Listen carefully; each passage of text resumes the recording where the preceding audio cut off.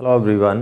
Today we are going to start question number 13 of exercise 5.2. In the last video we have done question number 13. 13th question and its extra questions also we have done. That was number of 3-digit numbers divisible by 7, 1, and when divided by 7 leaving remainder 1 and 2 and 3 and 4 and 5 and 6. These questions we have discussed. Now similar sort of question number 14 now. Question is, how many multiples of 4 lie between 10 and 50? First of all, multiples of 4. First multiple of 4 but greater than 10. Very easy. 4 3s are 12. 12 and next 4 add करते जाएं, 16, 20 and so on. And the last one, 250 is not multiple of 4. The previous, which is that 248. ठीक है. Otherwise the method जो मैंने आपको पहले बताया था उस मेथड से भी डिवाइड करके आप चेक कर सकते हैं, but this is very easy. So hence आपको इजी सीधा देख के लग जाता है पता कि कौन सा है. Now what is it? Obviously 4 का गैप चल रहा है तो what is it? It's an AP. So ऊपर आपने लिख देना AP of numbers multiples of 4 between obviously 10 and 250. So it's an AP. We'll take two things from here. What are those two terms? A and D. Here A the first term 12 and D the common difference, second minus first kar le, that is 4. How to find how many terms are these? You know, there is only one way. Take the last term as the nth term. So let nth term is the last one, 248. Nth term A plus and minus 1 into D. Just fill the values of A and D, simplify, we'll get the value of N from here. 12 plus and minus 1 into D4, that is 248. Take 12 to the other side. 248 minus 12 and minus 1 into 4. And what is that? 236. So n minus 1 equal to 236 over 4. 4 5s are 20, 3 6 4 9s are 36. So n minus 1 is 36. What is n equal to? 36 plus 1. What is that? 37. So in the end we'll write the answer. Question was, how many multiples of 4 lie between these two numbers? How many are these? 37. So therefore 37 multiples of 4 lie between 10 and answer and में लिखना बहुत ज़रूरी होता है. This is the answer. Now we'll discuss this next question, question number 15. Question is, for what values of n the nth term of two APs? We are given two APs. First is this 63, 65, 67 and so on, and second AP is 3, 10, 17 and so on are equal.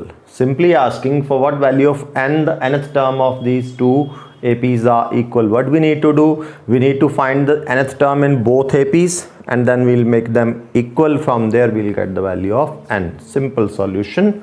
So first AP, first of all, first AP is 63, 65, 67 and so on. You know, given AP से क्या लेना होता है? A and D पहले. Here A is 63, D is 65 minus 63, that is 2.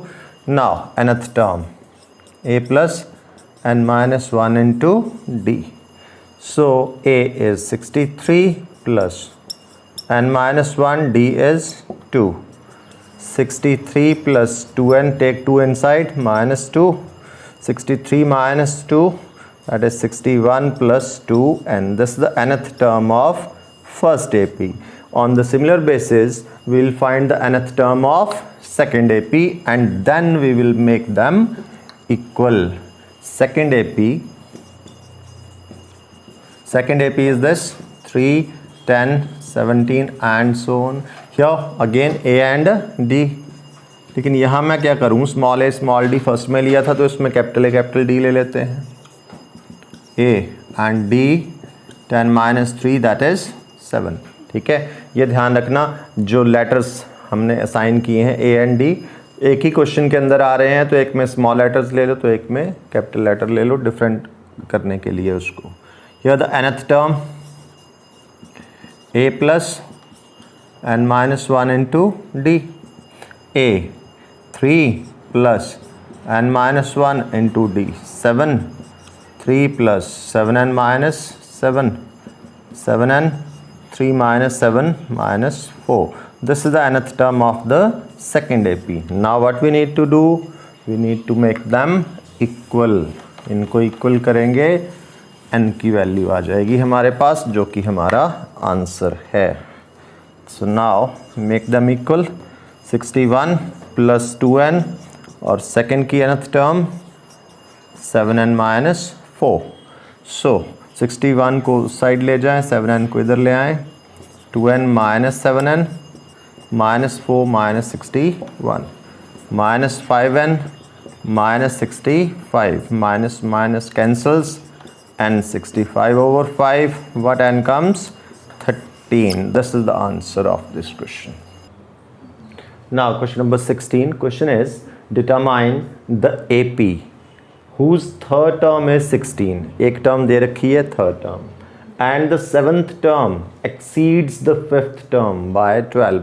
Means seventh term fifth term से 12 exceed मतलब 12 more है। We are asked to find the AP।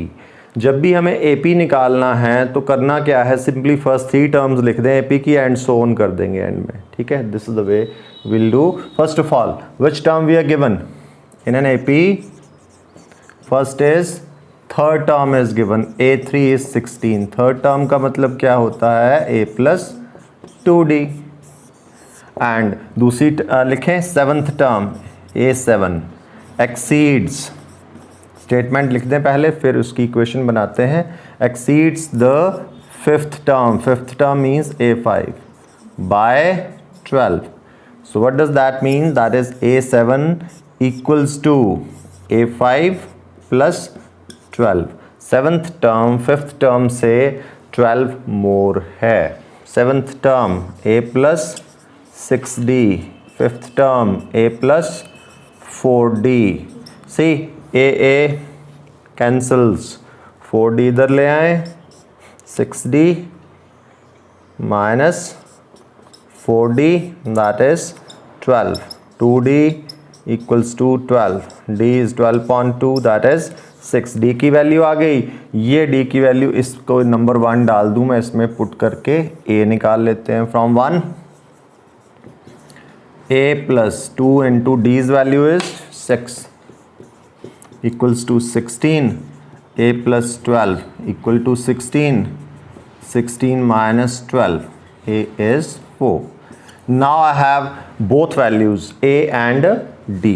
ठीक है, अब देखो AP में कुछ भी निकालने को बोला हो, अगर मेरे पास A and D है तो I can find, दोनों हैं। अब करना क्या है, डिटरमाइन द AP।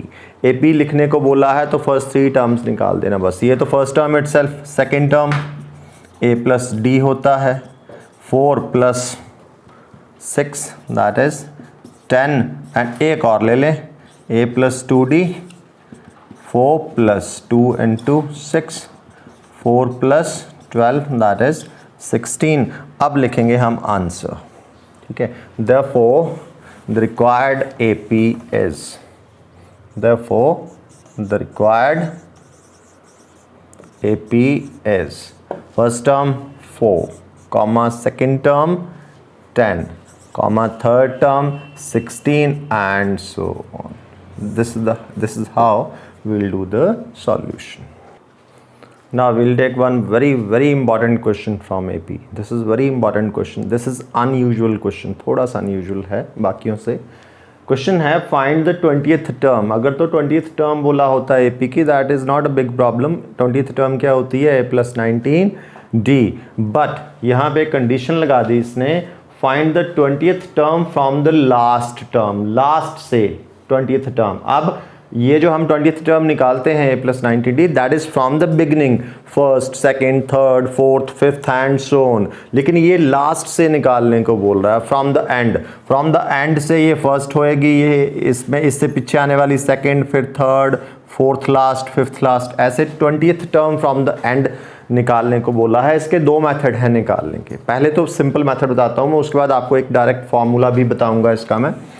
सबसे पहले आप गिवन एपी लिख लें, this is the given AP. आप इसकी उल्टा कर दें एपी को, ठीक है, इसको रिवर्स कर दें एपी को, reversed AP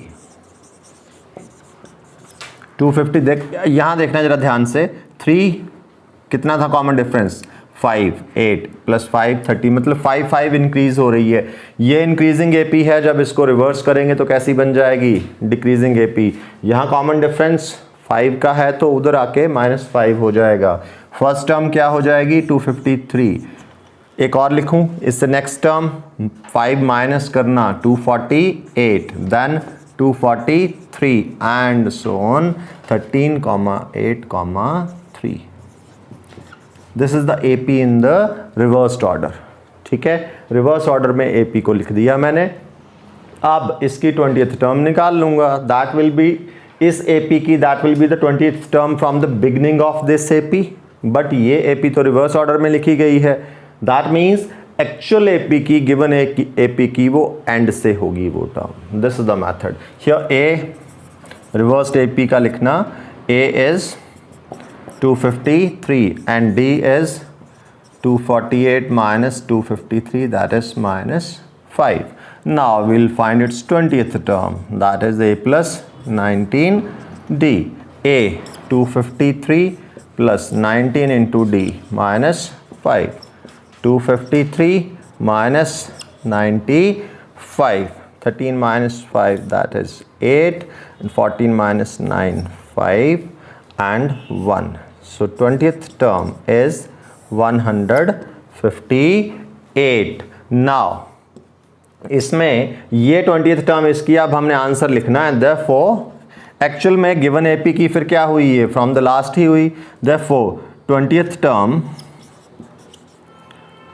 from last of given AP, जो given AP, this is the given AP, ये तो रिवर्स हमने किया था इसको, इज विच इज दैट 158। अब मैं इसका आपको सेकेंड मेथड बताता हूँ, ठीक है। ये हमने कैसे निकाला, ये हमने एपी को रिवर्स किया, रिवर्स करने के बाद उसकी जो भी रिक्वायर्ड टर्म थी वो निकाल दी, that is the answer.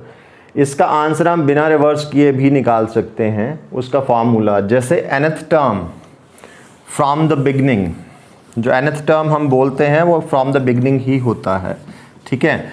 nth term from the beginning is, formula क्या है, a plus n minus 1 into D, right. This is the nth term from the beginning and nth term from the and, from the and, and means दूसरे and से, last से, from the last. इसका formula होता है l minus n minus 1 into D.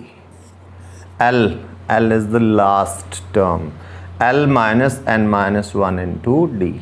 ये formula भी आपने याद रखना है।